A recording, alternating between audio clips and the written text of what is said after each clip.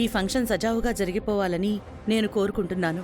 ఏ విషయంలోనూ మీ మధ్య గొడవలు రాకూడదు. నెక్లెస్ల విషయం వదిలేయండి. అమ్మా, ఈ ఫంక్షన్కి ముందిస్తావా, ఫంక్షన్ అయినాకిస్తావా? ఫంక్షన్ ముగిసే లోపే ఇస్తాను వసంత. సరే అమ్మా, ఎప్పుడెప్పుడు మెడలో వేసుకుంటానా అన్నట్టుంది. నీ ఆత్రం కాసేపు ఆపుకోవదినా.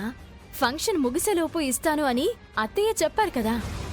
ముందు అత్తయ్యని రెడీ చేద్దాము. రండి అత్తయ్య, మీరెలా కూర్చోండి.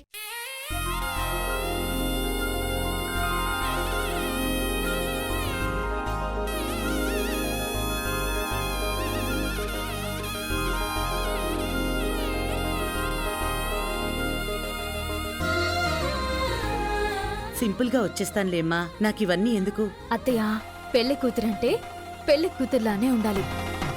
మీ పెళ్లి నాటి రోజులు గుర్తు తెచ్చుకోండి అత్తయ్య.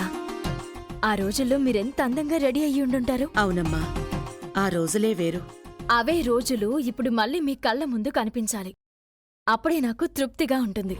క్రెడిట్ అంతా నీకే రావాలని ఎంత తాపత్రయపడుతున్నావని, నేను మాత్రం నీకు నెక్లెస్ రాకుండా, పేరు రాకుండా చేస్తాను.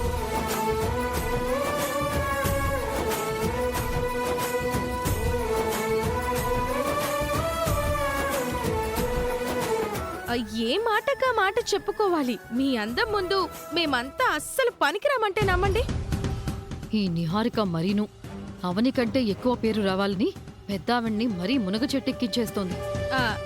ఏమక్కా, నేనన్నది నిజమా కాదా? నిజమే నిహారిక, నువ్వు ఎప్పుడూ నిజాలే మాట్లాడతావు. ఇప్పుడేం చూశారు? ఒకప్పుడు మా అమ్మ హీరోయిన్ లాగా ఉండేది. ఇక చాలే ఆపండి.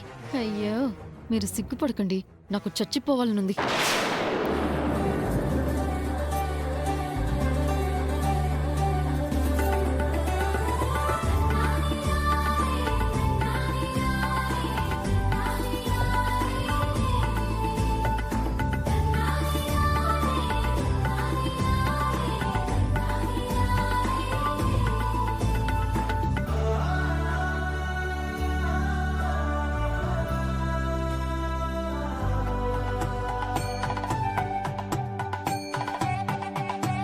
అత్తయ్య, మీకు మా దిష్టే తగిలేలా ఉంది.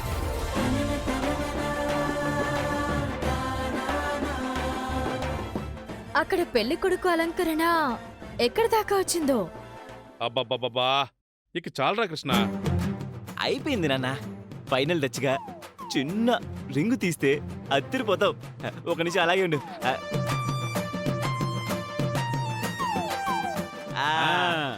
అయిపోయింది నాన్న. ఇప్పుడు చూసుకోండి, పాత సినిమాల హీరోలా ఎలా ఉన్నావో.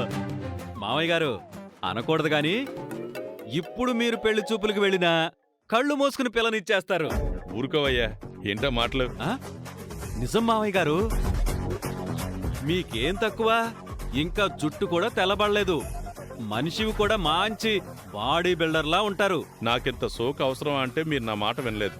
నానా, అక్కడ లేడీ బ్యాచ్ అందరూ అమ్మను అందంగా రెడీ చేస్తున్నారు.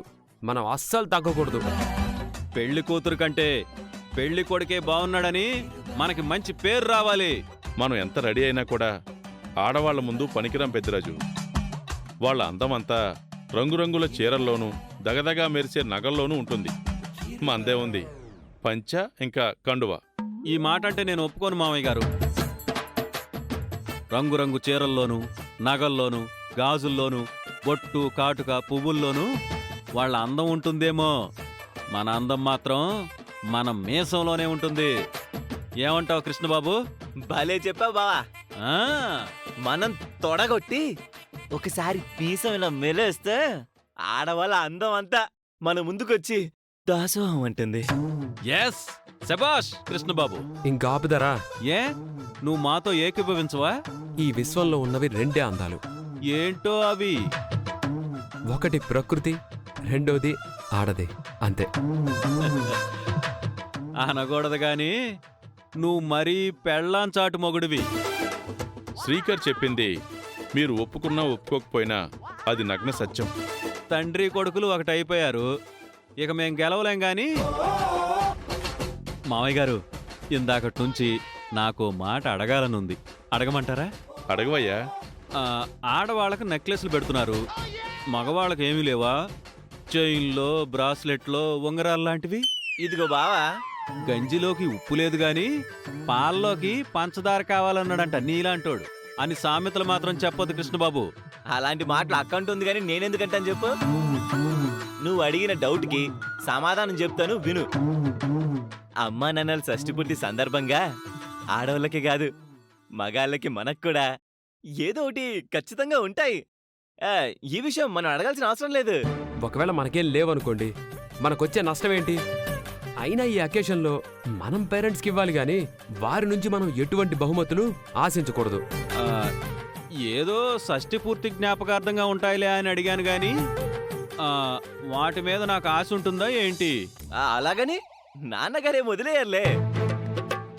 ఫంక్షన్ అయిన తర్వాత ఖర్చులకి ఏదో తలా 1,00,000 అలా ఇచ్చేస్తారు. ఏంటన్నా? అలాగే కృష్ణ, మీ సంతోషమే నా సంతోషం. అమ్మయ్యా, మందు ఖర్చులకి పనికొస్తాయి. మొత్తానికి నాన్న నిరికించారు. చూడన్నా తమ్ముడు ఎలా అంటున్నాడో. రేయ్, సరదాగా అన్నాడులేరా. సరే, మీరు ఇక్కడ ఉండండి. అక్కడ పెళ్లి కూతురు ముస్తాబ్ ఎంతవరకు వచ్చిందో నేను వెళ్ళి చూసొస్తాను. బావా కూర్చోండి మావయ్య గారు, మీరు కూర్చోండి. నువ్వు కూడా రింగు తిప్పుగా.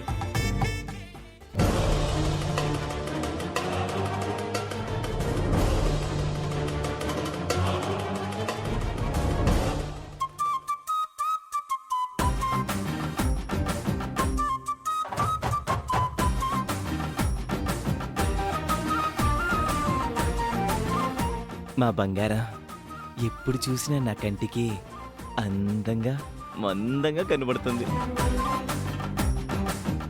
నా మనసుని పాడు చేసేస్తుంది.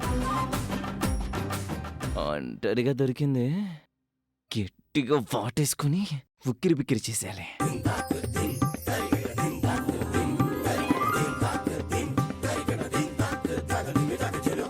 బంగారం!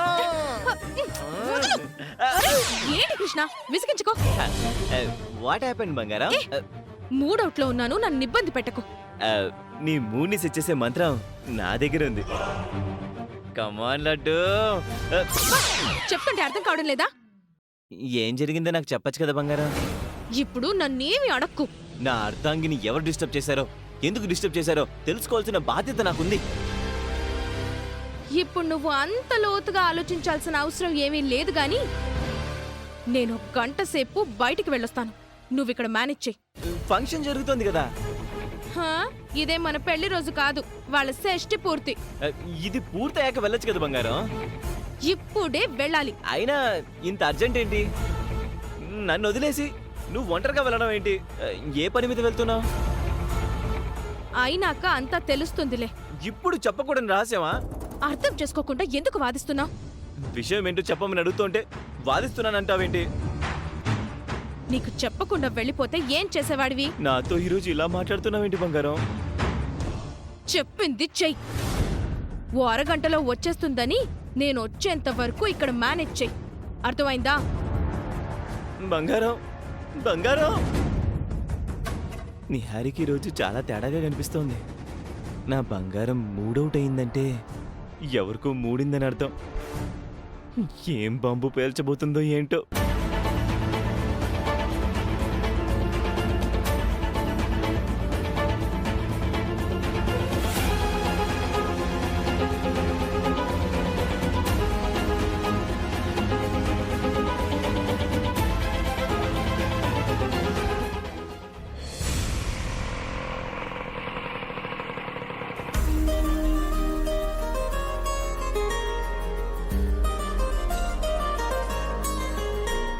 సుజాత, వస్తున్నానండి. మీకోసమే ఎదురు చూస్తున్నాను. ముందు సౌమ్యకి లంచ్ బాక్స్ ఇచ్చేద్దాం, తర్వాత మీరు ఆటో స్టాండ్ దగ్గరికి వెళ్దురు గాని. నువ్వెందుకే? నేను స్కూల్ దగ్గరికి వెళ్ళి ఇస్తానులే. ఆహా, నేను వస్తానండి. నువ్వెందుకు సుజాత? ఊరికే ఇంట్లో ఉండి చేసేది ఉంది. ఏమైంది? ఎందుకు కంగారుగా ఉన్నావు? చెప్పు సుజాత. ఉదయం మీరు పాపని స్కూల్కి తీసుకెళ్ళిన తర్వాత ఏం జరిగిందంటే,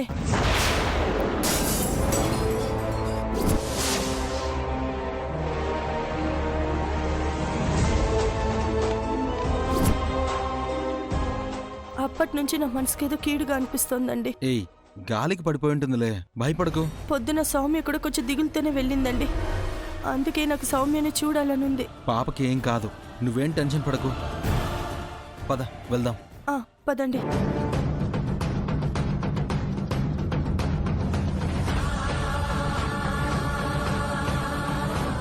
తొందరగా పదండి.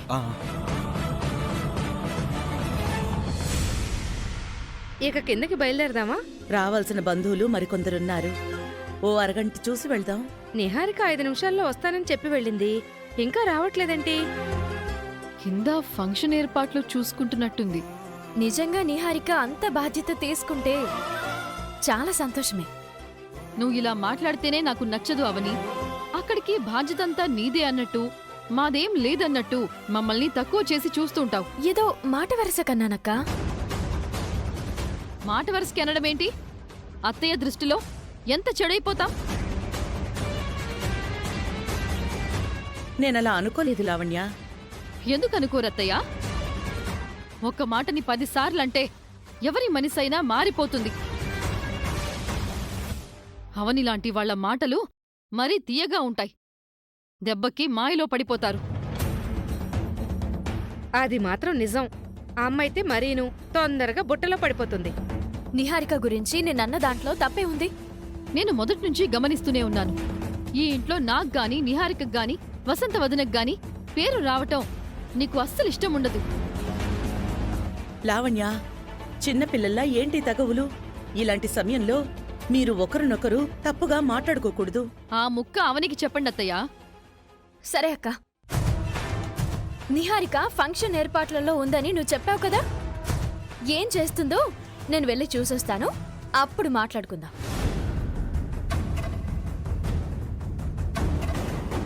ఎప్పుడు చూసినా ఎవరో ఒకళ్ళని బలి చేద్దామనే చూస్తుంటుంది. తన ఉద్దేశం వేరు, మీరు అపార్థం చేసుకోకండి. మీరిలా సపోర్ట్ చేయకండి అత్తయ్యా.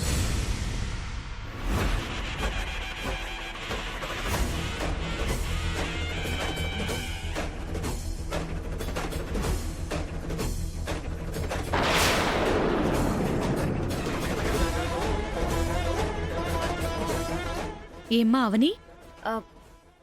చెప్పండి. మా అందరినీ ఇక్కడ వదిలేసి మీరు కిందకి రాకుండా ఏం చేస్తున్నారు? అత్తయ్య మావేలను అలంకరించే పనిలో ఉన్నాం. ఇంకా అవ్వలేదా? అయిపోయిందండి. మరి ఇంకేంటి ఆలస్యం? కొందరు బంధువులు రావాల్సింది, అందుకే వెయిట్ చేస్తున్నాం. సరే.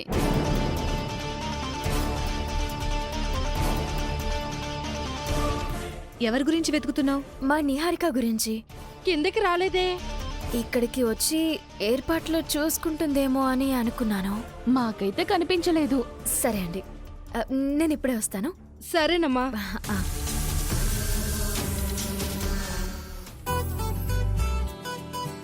ఇక మనం కిందకి వెళ్ళడం మంచిదేమో మామయ్య గారు.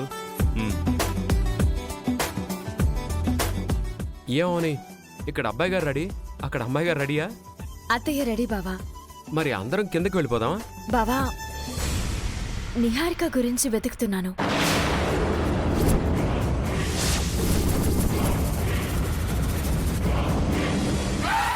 ఇల్లంతా వెతికావా? వెతికే వచ్చాను. ఈ సమయంలో ఇంట్లో లేకుండా ఎక్కడికి వెళ్తుందమ్మా? ఎవరి గురించైనా ఒక క్లారిటీగా చెప్పగలం గాని నిహారిక గురించి అంత సులభంగా చెప్పలేం కదా మావయ్య. బయటికి వెళ్ళొద్దు బంగారం అన్నాను, నా మాట వినకుండా వెళ్ళింది. అవనికి అనుమానం మొదలైందంటే నిహారికకు బ్యాడ్ టైం మొదలైనట్టే. కృష్ణ బావా, ఏంటి అవని? మీ సహధర్మచారిణి ఎక్కడికి వెళ్ళింది? సహధర్మచారినా? ఆవిడెవరు? అదే బావా, మీ బంగారం. నిహారిక గురించా? అన్నట్టు చెప్పడం మర్చిపోయాను. నిహారిక ఓ అరగంటలో వచ్చేస్తానని చెప్పి బయటికి వెళ్ళింది.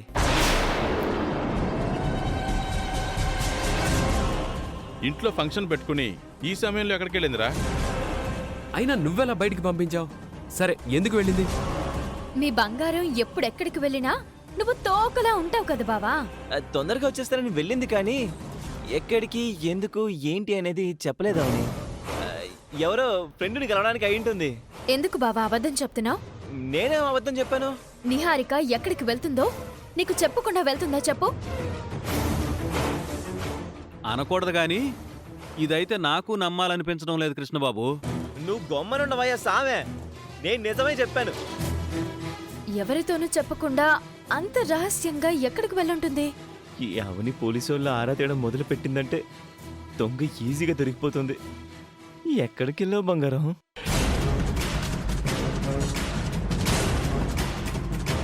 తొందరగా పని ముగించుకొని ఇంటికి వెళ్ళిపోవాలి, లేదంటే ఇంట్లో వాళ్ళకి అనుమానం వస్తుంది.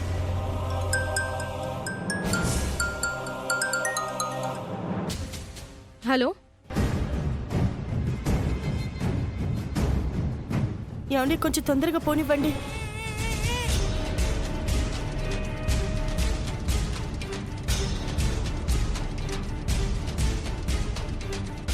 పాప విషయంలో నువ్వు ఉదయం నుంచి విచిత్రంగా ప్రవర్తిస్తున్నావు. నీ కంగారు చూస్తుంటే నాకు గుండాగేలా ఉంది. ఇన్ని సంవత్సరాల్లో నేను పాప విషయంలో ఏనాడైనా ఇంత టెన్షన్ పడ్డానా చెప్పండి? ఈ రోజు మాత్రం నాకు సౌమ్య విషయంలో నా మనసంతా గందరగోళంగా ఉంది. సరే అయితే ఉంటాను. ఏమండి, ఏంటి సుజాత? పాపకి లంచ్ బాక్స్ ఇవ్వడమే కాదు, ఈరోజు స్కూల్లో పర్మిషన్ అడిగి ఇంటికి తీసుకుని వెళ్ళిపోదాం. తొందరలో ఎగ్జామ్స్ వస్తున్నాయి కదా, అలా పంపించరేమో. నేను ఏదో ఒకటి చెప్పుకుంటానండి. సరే, నీ ఇష్టం. సౌమ్యని ఇంటికి తీసుకెళ్ళకపోతే నువ్వు ఇంట్లో మనశ్శాంతిగా ఉండలేవని నాకు అర్థమైపోయింది. అలాగే చేద్దాం. నేను ఇంట్లో లేనన్న విషయం అవనికి తెలిసిందంటే నా గురించి ఆరాలు తీయడం మొదలు పెడుతుంది. తొందరగా ఇంటికి వెళ్ళిపోవాలి.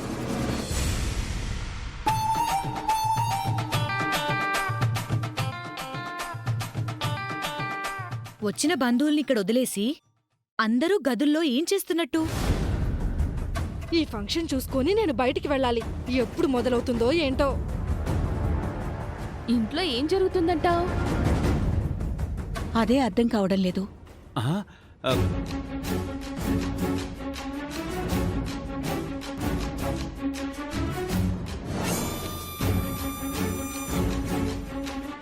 ఫోన్ రింగ్ అవుతుంది కానీ లిఫ్ట్ చేయట్లేదమ్మా. అత్తయ్య గారు, ఏంటి నీ హడావుడి? మరి కాసేపు అయితే షష్ఠి పూర్తికొచ్చిన బంధువులు ఉండేలా లేరు. అందరిలోనూ అప్పుడే నిరుత్సాహం వచ్చేసింది. నిహారిక గురించి వెయిట్ చేయడం ఎందుకు అత్తయ్య? ఫంక్షన్ మొదలు పెడదాం, తనొచ్చి జాయిన్ అవుతుంది. నిహారిక గురించి అందరూ అడుగుతారు, వాళ్ళకి ఏం సమాధానం చెప్తాం? అయినా నిహారిక ఈ సమయంలో ఇలా చేయడం ఏంటి కృష్ణ? నాకు మాత్రం ఏం తెలుసు నాన్న. అనకూడదు గాని బావా, ఆ, నువ్వు ఆగు. అనకూడదు కానీ అంటూనే అన్నీ అనేస్తావు. గుడగుడ శబ్దం కుండకి నష్టం అన్నట్టు మీరు గట్టిగా అరవకండి. బంధువులకి వినపడితే మనకే నష్టం. నీకు చెప్పకుండా వెళ్ళడం ఏంటి కృష్ణ? దానికి ఏం మెంటల్ వచ్చిందో ఏమో, ఎందుకు వెళ్ళిందో నాకేం తెలుసు. నన్ను ఎన్నిసార్లు అందరూ అడుగుతారు. నేనేమన్నా కోన్ని గంప కింద దాచేసానా ఏంటి? నా బంగారం, నా వెండి, నా ఇత్తడి అంటూ కొంగు పట్టుకొని తిరుగుతూ ఉంటావు కదన్నయ్య. ఈ మాట నువ్వే చెప్పాలి మరి. నేను కొంగు మాత్రమే పట్టుకొని తిరుగుతాను. నువ్వు నీ పెళ్ళాం చుట్టూ గుళ్ళో ప్రదక్షిణ చేసినట్టు ఇలా తిరుగుతూ ఉంటావు. అంతేనా? పెళ్ళాం చీరలు మడత పెడతాడు, నిద్రపోయేటప్పుడు కాళ్ళు పడతాడు. అవని చెప్పాలే గాని వాకిట్లో ముగ్గులు కూడా వేస్తాడు. అనకూడదు గాని పెళ్ళంచాటు మొగుడికి ఒక ఉదాహరణ చెప్పండి అని అడిగితే టక్కుమని శ్రీకర్ పేరే చెప్పొచ్చు. పెళ్ళం వెనక తిరిగే విషయంలో నువ్వు కృష్ణన్ అనడానికి సరిపోవులే శ్రీకర్. పెళ్ళాం మీద ప్రేమున్న ఏ మొగుడైనా ఇలాగే చేస్తాడు. తప్పే ఉంది? నీ మొగుడికేమో షేర్స్ పిచ్చి, నీ మొగుడికేమో పేకాటు పిచ్చి. మీకు సేవలు చేసేంత సమయం మీ మొగుళ్ళకెక్కడుంది? ఆపండమ్మా. సమయం సందర్భం లేకుండా ఏంటి మీ గొడవ? ఫంక్షన్లప్పుడు ఇలాంటి గొడవలు ఏవో జరుగుతాయనే భయంతోనే నేను వద్దన్నాను. మీరే నా మాట వినలేదు. నిహారిక ఇలా చేస్తుందని మనం అనుకోలేదు కదా అత్తయ్య. ఓ అరగంట ఎదురు చూద్దాం. రాకపోతే అప్పుడు ఏం చేయాలో ఆలోచిద్దాం.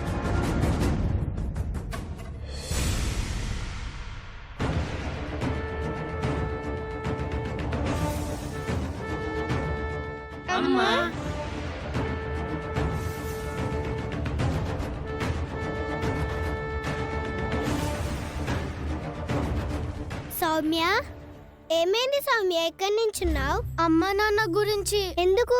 ఈరోజు పేరెంట్స్ మీటింగ్ లేదు కదా? అమ్మా పొద్దున్నే వంట చేయలేకపోయింది.